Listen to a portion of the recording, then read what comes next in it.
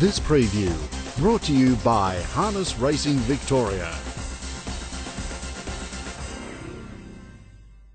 And we've got a massive 12 race card coming your way from the home of harness here in Victoria, Melton's Tabcorp Park, and with 12 races there is an early start. Take note, the first event due at 10 minutes past 5. There are a couple of fixed odds pre-post markets available for this card, and if we've got those updated we will bring those to you on the way through. There's a couple of features tonight, the Winter Championship final and also the Lightfoot Laurels for the trotters in the middle stages of this meeting. But let's get straight into it. We're going to have a look at the opening event here, where the barrier draws on paper looked as though they made this an absolute two-horse race between Narra Operative and Astronaut. Both have good gate speed, and the most likely scenario to punters was with the emergency Jetsaw Joe drawn 1, that Narra, and it would come out that Narra Operative would probably lead early, Astronaut would get across, they would sit leader and leaders back and probably fight the race out. Now the curveball, the scratching of Give Us a Grin means that Jetsaw Joe gets into the race, and it means that they may no longer be leaders back here, the two favourites. So look, I'm still going for Narra Operative, been racing in absolutely fantastic form for the Peter Manning stable. Karen Manning taking the drive, and it is drawn in barrier 2. It's no longer going to get the probably won't get the absolute beautiful trail and use its fantastic turn of speed to sprint lane and try and beat Astronaut. Now Astronaut packs an absolute stack of gate speed and will almost certainly rush across early and take control of the race. So initially I was very keen on Narra Operative sitting behind leader, but now Astronaut has got a decisive advantage if able to cross, and Jetsaw Joe is behind the leader rather than Narra Operative. Still going though with Narra Operative to beat Astronaut. The Rogue Trader was originally probably going to get that run from back on the marker pegs, but now it might be sort of fall back on the inside and needing a little bit of luck. And Pieces of You is racing very consistently and cannot be discounted, but I do expect that either 2 or 3 will win the opening race. Astronaut might run around about a $2 favourite. Narra Operative though at the slight value over Astronaut, the Rogue Trader and Pieces of You in the opening event. Race 2 is a claimer, and here Wash Me Pockets has been he's been racing below his best. That's to put it pretty bluntly. He was racing in tremendous form back in around about April. His form definitely dipped off, and by his consistent standards he was struggling.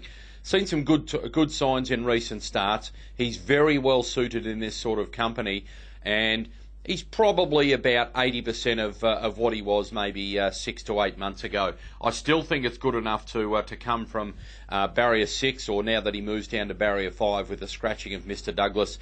He is my top pick. You can't declare him. He's not that sort of horse, but there is a good chance he might be able to roll forward and even get the lead here.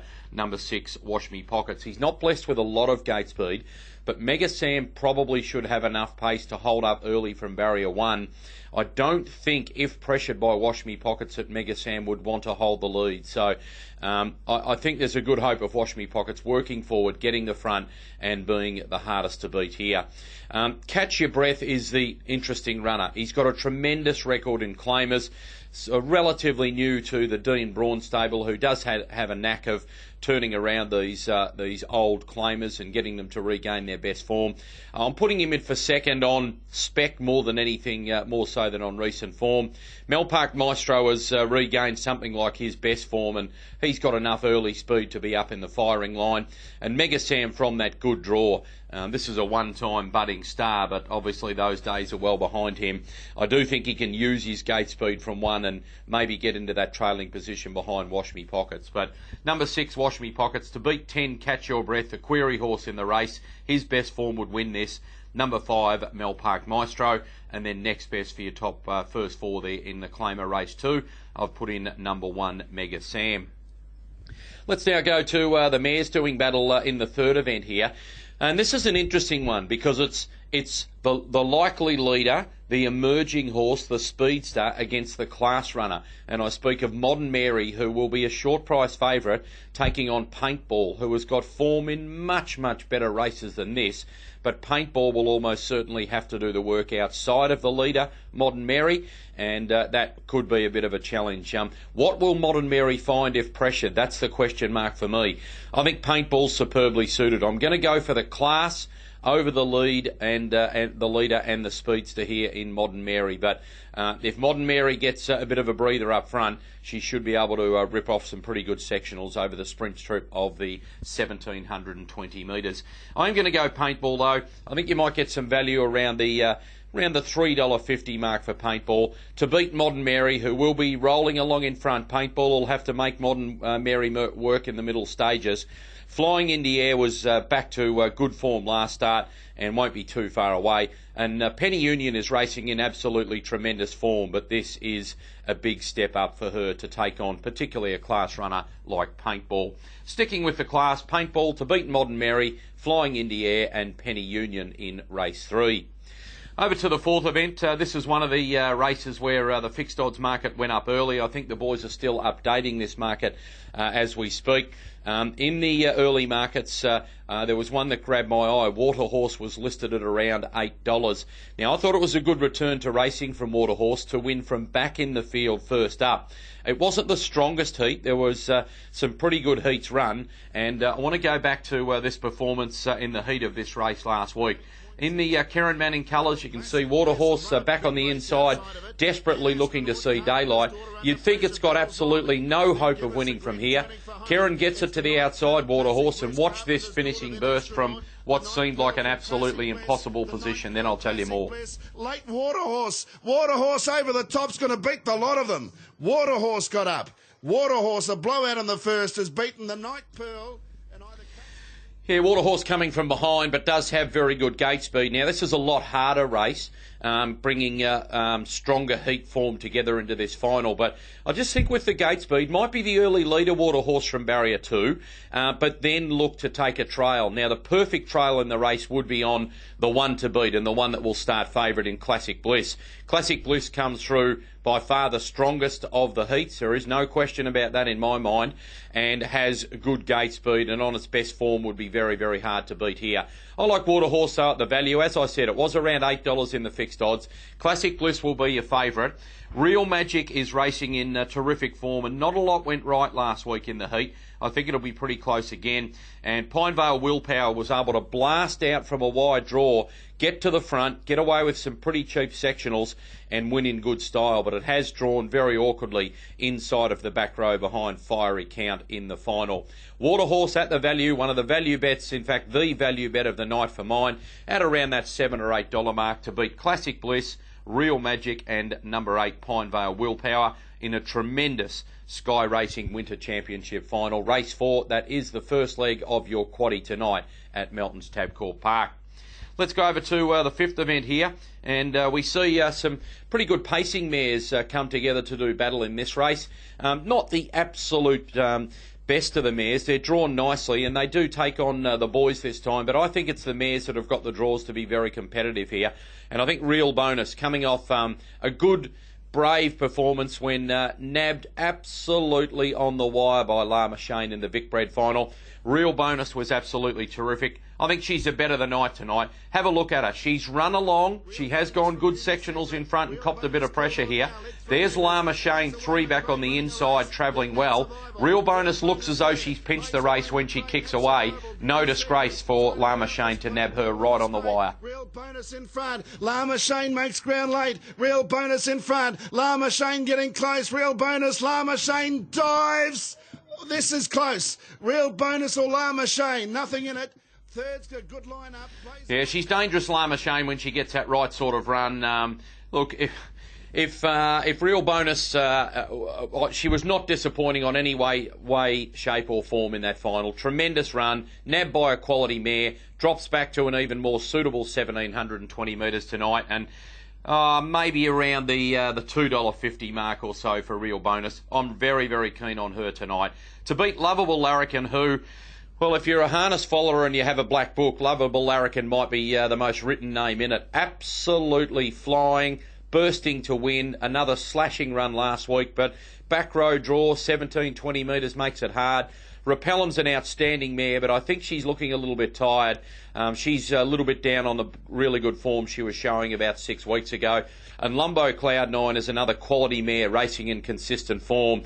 The question mark is where she'll get to from barrier 3 with the way the gate speed's fallen in this race. For mine, very keen on Real Bonus to better the night to beat Lovable Larrikin, Repellem and Lumbo Cloud 9 in race 5, the second leg of your quaddie tonight. Let's go to one of the other features tonight, and there'll be fixed odds market available again once the boys have updated on this very soon. Purple People Eater did open the favourite here. Now, it surprised me a bit. I've put this Chris Lang trained trotter in the mix, but gee, I think the class and the quality in this race is off the back row in Cold Sister and Waikari Patricia. Now, it is a standing start, and I know they've got the 20-metre handicaps to overcome. But that said, there is no 10-metre line. So Cold Sister generally steps away pretty well. It's 2,200 metres. I would love it to have been 2,600, but it's not. 2,200 metres. I still think these class trotters off the back row can fight it out. I'm actually going to go for Waikari Patricia. Stepping away well will absolutely be the key. Kieran Manning taking the drive for Graham McDermott. Waikari Patricia is racing in tremendous form at the moment. Has a real dash of class to her, as does Cold Sister, who in her corner, she's got the benefit of more consistent and recent standing start racing. She's going to be a big factor in this race, Cold Sister. Then She's an Image. Generally good standing start manners. Drawing inside of the back row is no absolute luxury for her. And to be honest, she's even better over the sprint trip. She's fast. She's not overly strong. She's an Image.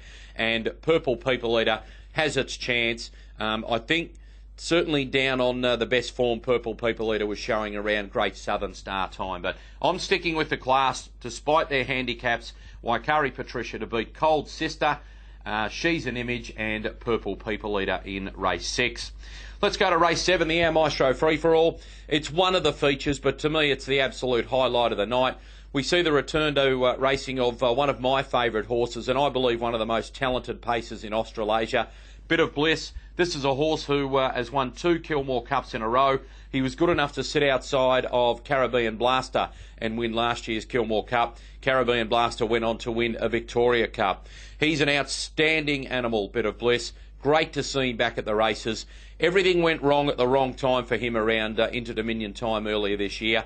I think Scotty Stewart won't have brought him back to the races unless he's absolutely cherry ripe. He was brilliant winning first up to open his last campaign, and I want to be on him even though he's drawn outside of the back row in this 2,240 metre free-for-all. Number 13, Bit of Bliss to me. To beat a horse I've got a tremendous amount of time for. He did the right thing by us finally last week, Have a Bender. He's stepping up in grade a bit, but he's ultra consistent. It's no real luxury for him drawing off the back row, but he's tough enough to do work and still be there. Jacket Clive's a bit of a mystery.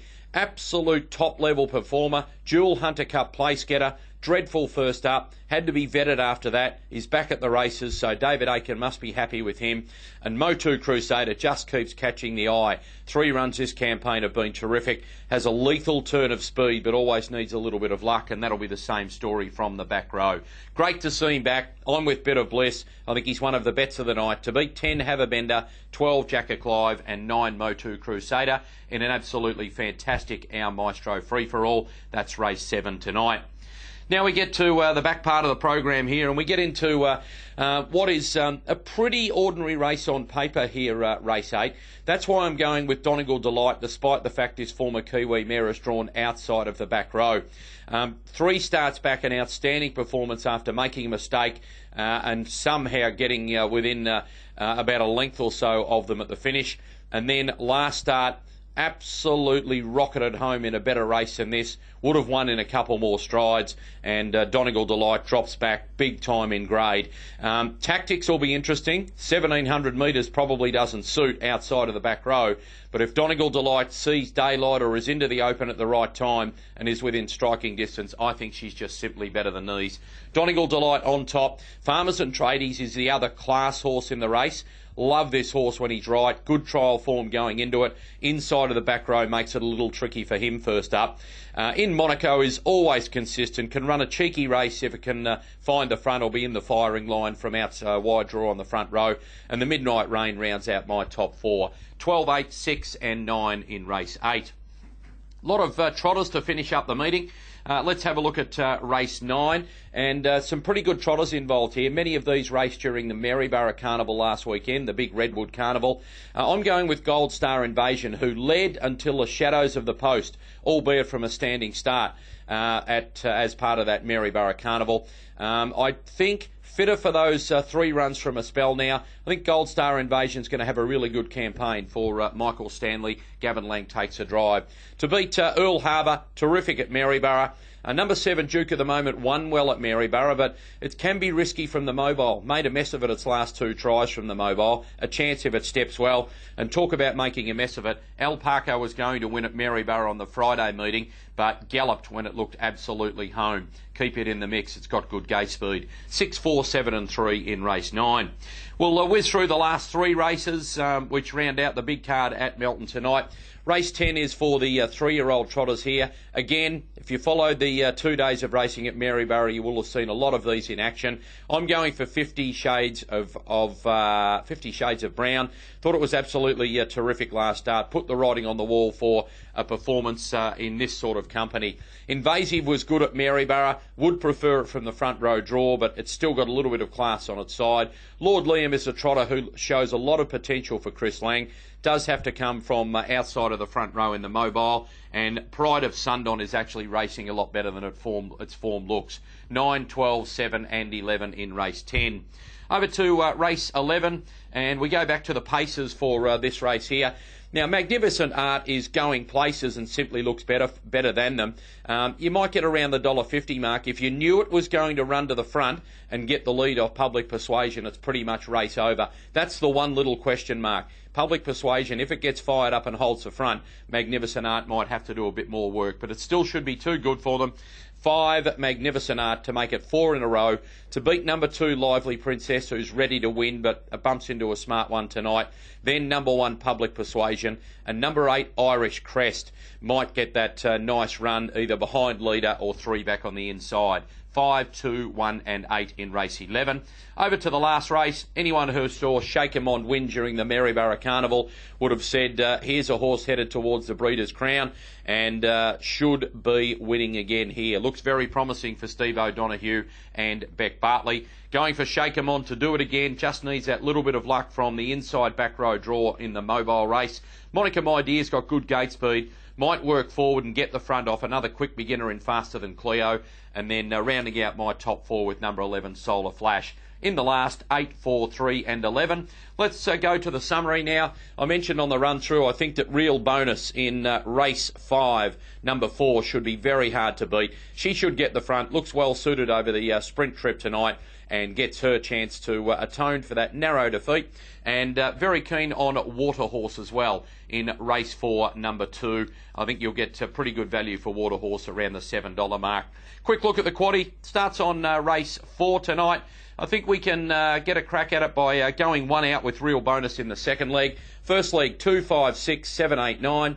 4 only, Real Bonus in race 5. Third leg, 1, 2, 3, 8, 12 and 13. And home in the last leg with 7, 9, 10, 12 and 13. That'll cost you $36 to get you 25% of it. Good luck if you're playing tonight. Don't forget we've also got feature racing coming our way out of Gloucester Park, Perth tonight. And the big meeting, the Blacks Are Fake, where Ideal Scott's been 250 into 210 in the fixed odds markets to win at Albion Park tomorrow night. Good luck if you're having a bet at Melton's Tabcorp Park tonight. The first of 12 races at 10 minutes past 5.